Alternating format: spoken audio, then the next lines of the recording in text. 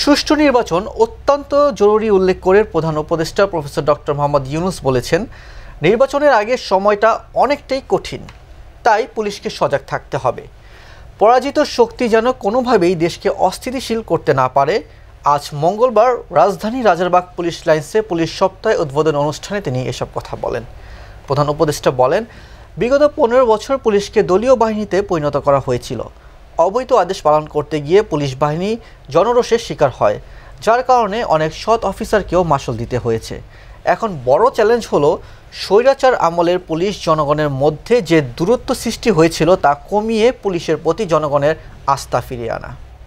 চলতি বছরের ডিসেম্বর থেকে আগামী বছরের জুনের মধ্যে দেশে ত্রয়োদশ সংসদ নির্বাচন অনুষ্ঠিত হবে। সেই নির্বাচন যেন সুষ্ঠু ও শান্তিপূর্ণ উপায়ে অনুষ্ঠিত হয়, সেজন্য পুলিশ সদস্যদের ভূমিকা খুবই গুরুত্বপূর্ণ।